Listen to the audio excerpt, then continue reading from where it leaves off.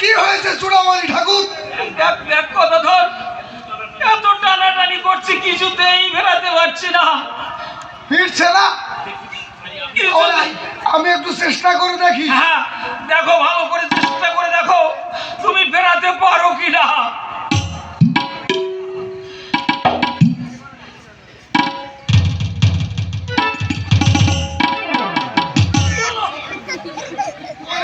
পুরো কারেন্ট হয়ে গেছে, আমাকে শর্ট করে দিয়েছে। শর্ট করে দিয়েছে?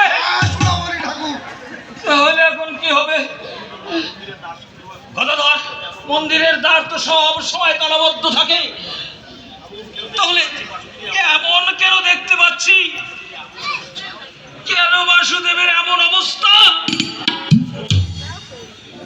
শিরোমণি মশাই, কোন দুষ্ট লোক কোনো কিছু ঘটিয়ে রেখেছে কিনা?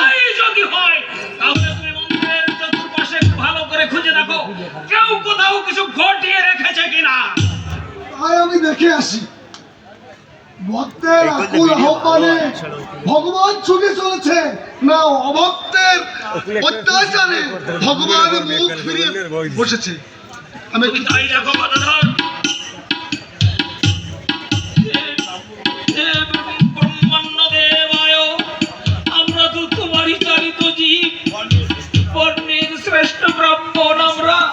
ত্রিসন্ধ্যা গায়ত্রী জপ না করে জল গ্রহণ করি না, তবে আজ কেন দেখতে পাচ্ছি এই অমঙ্গলের ছায়া?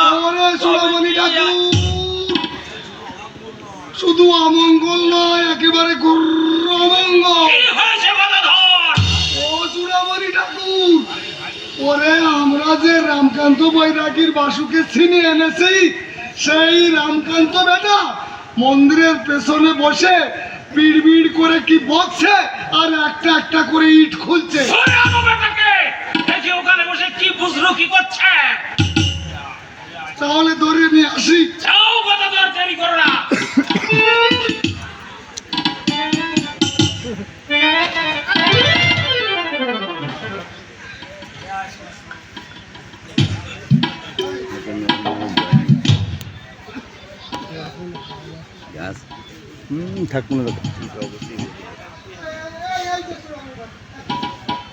রামকান্ত, ওখানে বসে কি করছিলে? কি চুরি করতে এসেছিলে?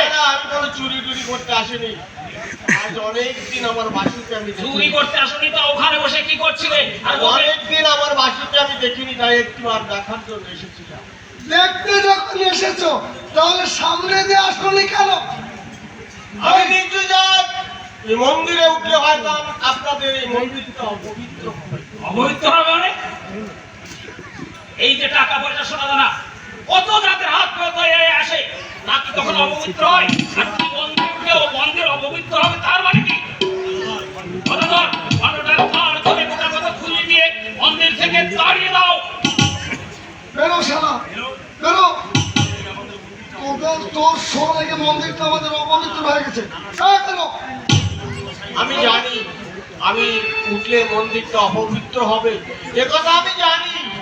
আমি চলে গেলে মন্দিরটা গঙ্গা জল দিয়ে পরিষ্কার আরে করে গঙ্গা জল দিতে হয়, কি ওই গঙ্গা জল দিতে হয় সেটা বুঝবো আমরা। এখন বেরো। হ্যাঁ, আমি চলে যাচ্ছি। আমার বেলায় আমার বাসুকে একবার প্রণাম করতে দিন। প্রণাম করবে, দূর থেকে কাছে ঘেসবে না।